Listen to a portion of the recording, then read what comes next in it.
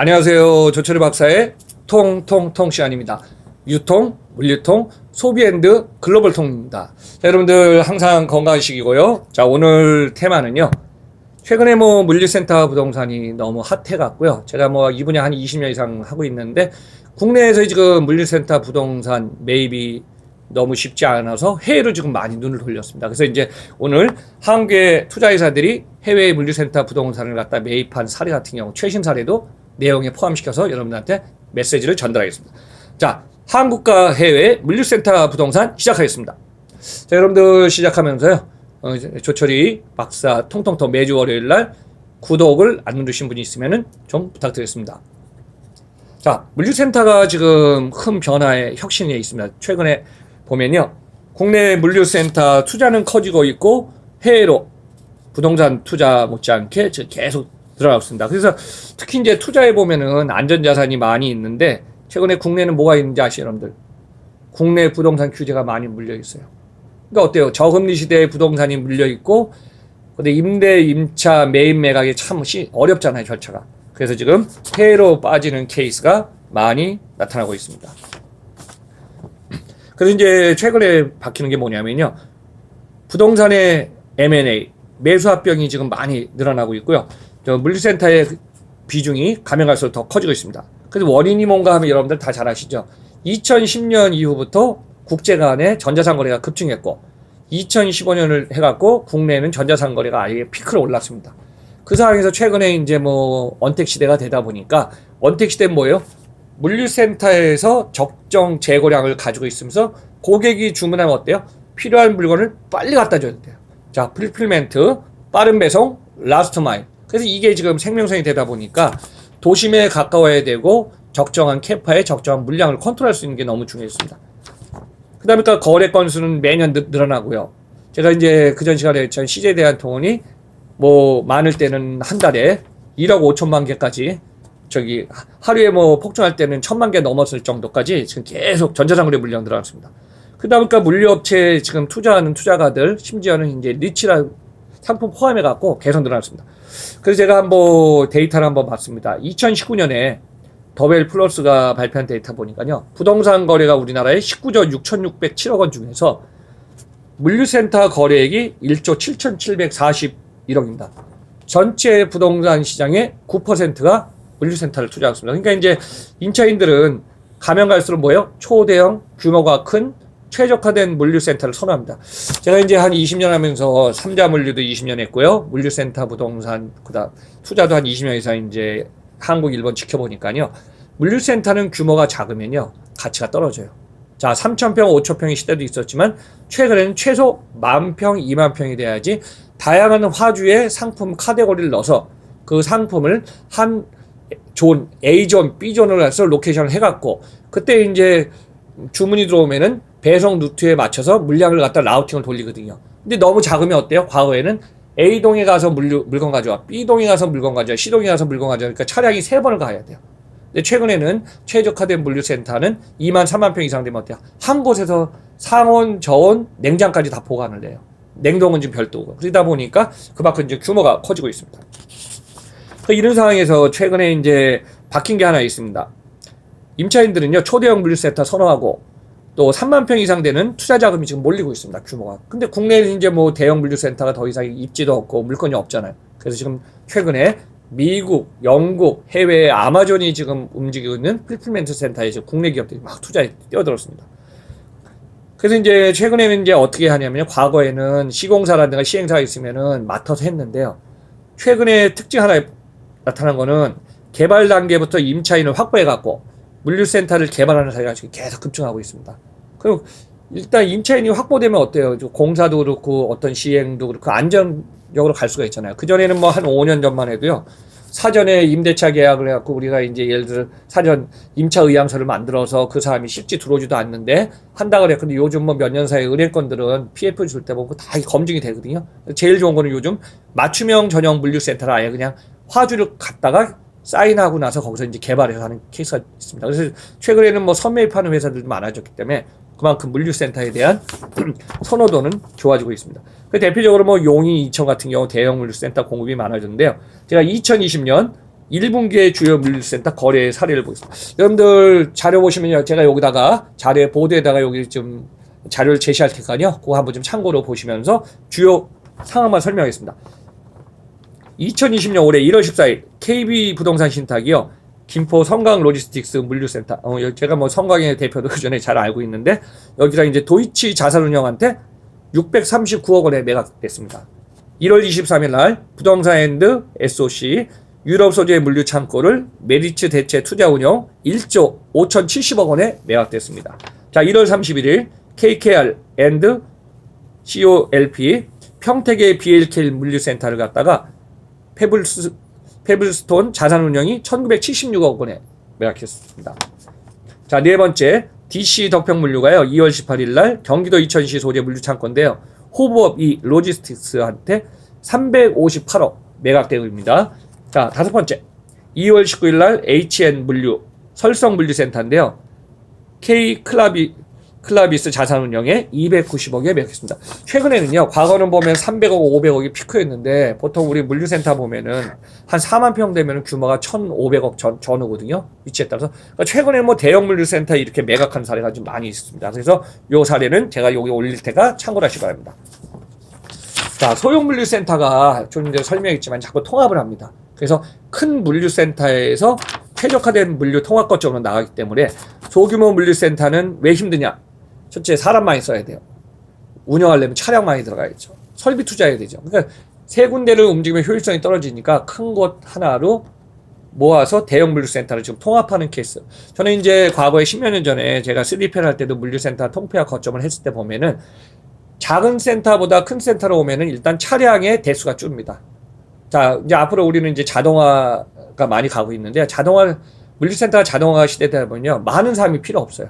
사실 물류역 같은 경우 보면은 인력을 수급받아갖고 진행하는데 안정하게 수급하기 쉽지 않거든요. 그러면 자동 로봇, 아예 그냥 물류센터를 설계하는 과정에서 AGV를 도입하든지 자동화를 시켜서 할 수 있는 걸 도입하면 그만큼 사람도 줄이거든요. 그래서 이제 앞으로 제가 볼 때는 언택 시대가 지금 진행하기 때문에 항상 우리 박 PD님 물어보시면 박사님 뭐가 바뀔까요? 첫 번째, 패러다임이 바뀐 줄 하나, 인력에 의존하던 걸 자동화로 서서히 바뀌어가고 있다. 왜냐, 무인화가 됩니다. 무인화, 자동화, 로봇화가 할 수 없이 아니라 이 시대는 패러다임 바꾸는 시대가 지금 지나가고 있습니다.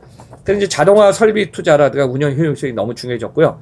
최근에 보니까 제가 저기 어디에 광화문에 화이넌스 필드에 있는 ADF 자산운용, 여기도 뭐 제가 뭐 잘 아는 기업이지만은 국민연금과 행정공제로 자금 출자를 받아갖고 물류부동산 블라인드 펀드를 지금 운영하고 있습니다. 자, 블라인드 펀드가 뭐냐면요. 투자가 계속 지금 증가하고 있기 때문에 지금 운영사들은 블라인드 펀드를 활용할 경우에는 운영사가 뭐가 좋으냐면은 직접 물류를 소싱한 후에 투자자를 모집하는 과정이 생략됩니다. 그러니까 사전에 다 결정이 됐기 때문에. 그러니까 어때요? 투자 속도가 빨라지고 과감하게 의사결정을 하죠.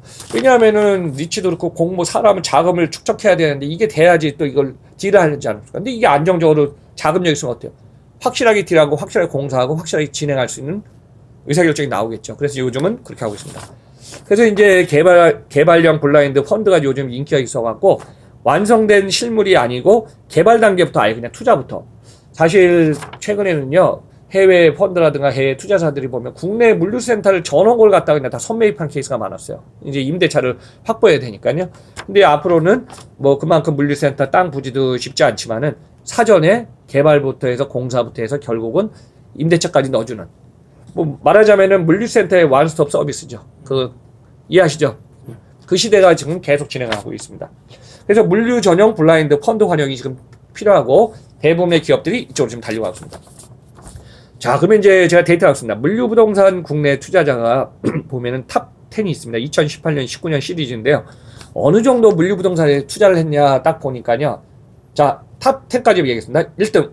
자, 서울 파이낸스 필드에 있는 ADF 자산운용 8,500억.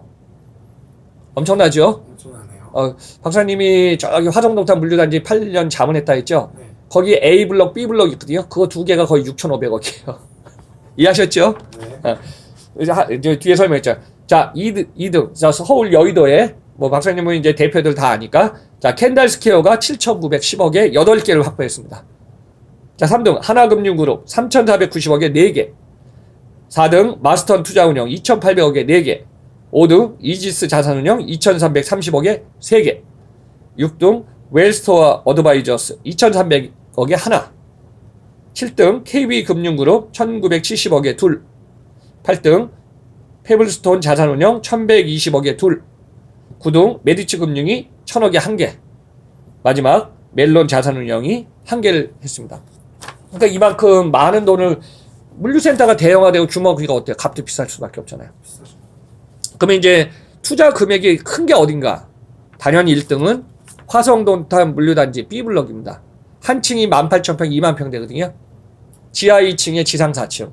제가 이제 저의 조철희 박사 통통통 시리즈에 보면은 제가 지난주에 일주일 전에 거기 동영상을 올렸으니까요. 그거 한번 참고로 보시면 화성동탄 물류단지 여러분들 동영상 볼 수 있습니다. 5,010억입니다. ADF 자산운용하고 싱가포르의 GIC가 지금 투자했습니다. 자, 2등 로즈스밸리 안산 3,740억 CBR리하고 GI. 3등 롯데글로벌 물류센터 오산에 있죠. 3,180억 캔달스퀘어. 4등 삼성 C&T 로지스틱스 센터 서울 2,290억에 현대 ENC. 5등 현대 엘리베이터 H&Q 2,050억 SK 하이닉스입니다. 자, 6등 용인 배관 물류센터 1,550억 도이치 자산운용. 자, 7등 곤지암 물류센터 1,540억 광주에 있죠. 마스턴 투자운용.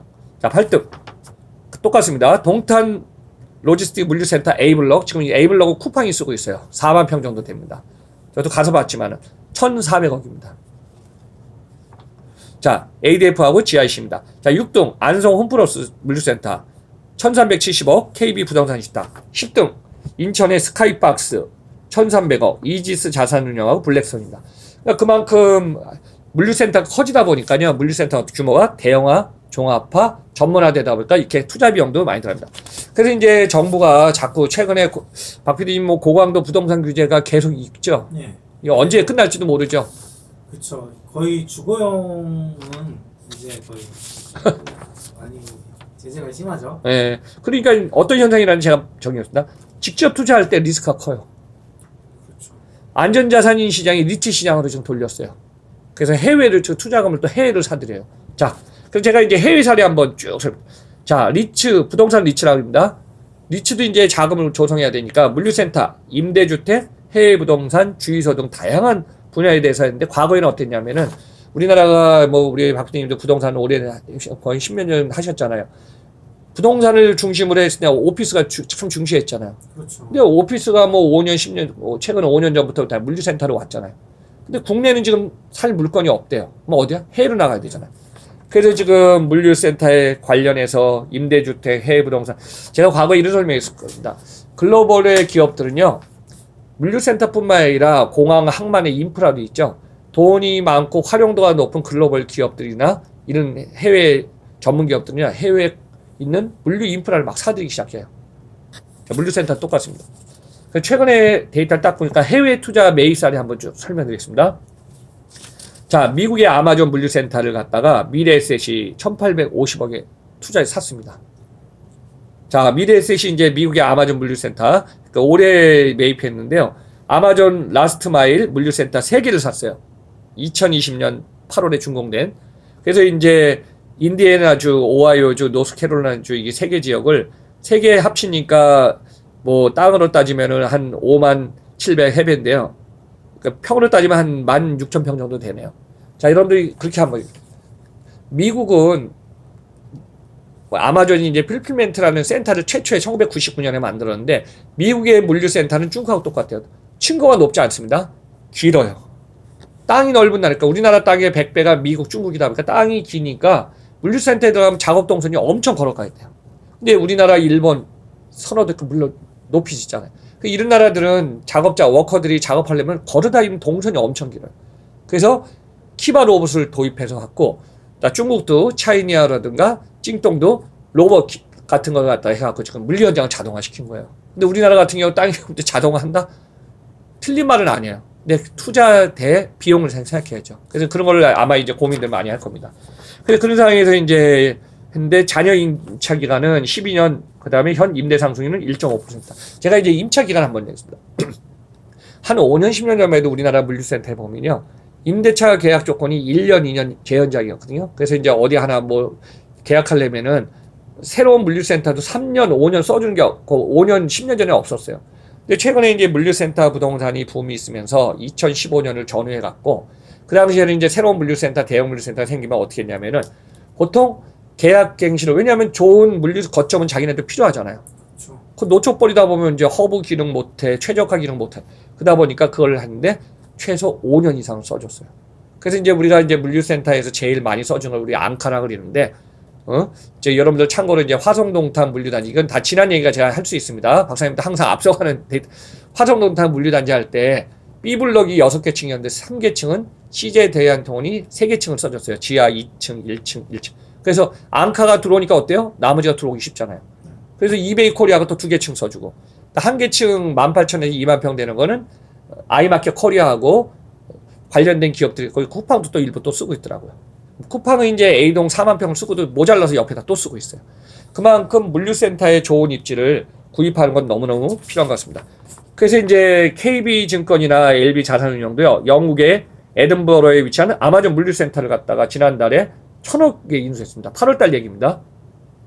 그리고 이제 한국투자증권하고 타이거 대체운영 손잡아갖고 또 미국의 최대 건축자재, 여러분들 홈데포라고 있죠. 홈데포도 3,000억에 인수했습니다. 이 정도로 글로벌에 있는 쪽으로 지금 매입 매각을 하다 보니까 앞으로는 제가 이렇게 하겠습니다. 해외 부동산 투자 물류센터가 대세가 되고 있다. 그래서 글로벌 부동산 시장에서 지금 전자상 거래라든가 공유 비즈니스가 많아지다 보니까 혁신 기술이 필요해졌고 앞으로 코로나의 언택 시대는 계속 갈 것. 우리 박 교수님 언택 계속 가겠죠 이거요? 계속 가지 않을까요? 내가 오늘 아침에 외신을 좀 보니까요.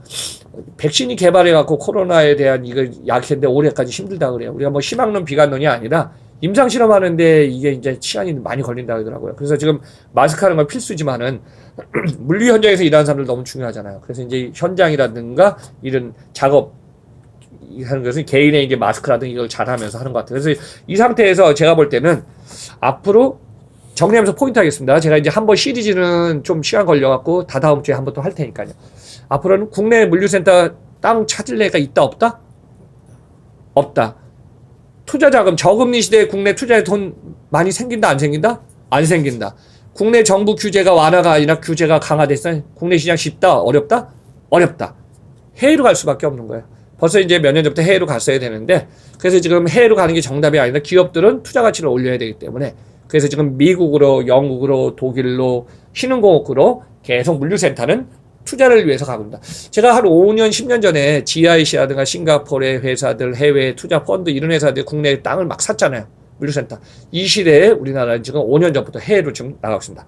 그래서 오늘은 물류센터 부동산 국내와 해외를 얘기했고요. 제가 이제 다음 시간에 시간 좀 내서 해외 투자 사례하고 현장에 물류센터의 최신 운영 사례 있죠. 그걸 한번 좀 특집을 하겠습니다. 근데 오늘 조철희 박사의 통통통 들어주셔서 감사하면서 항상 좋은 컨텐츠를 여러분들한테 최신의 글로벌 30년의 조철희 박사가 보답하겠습니다.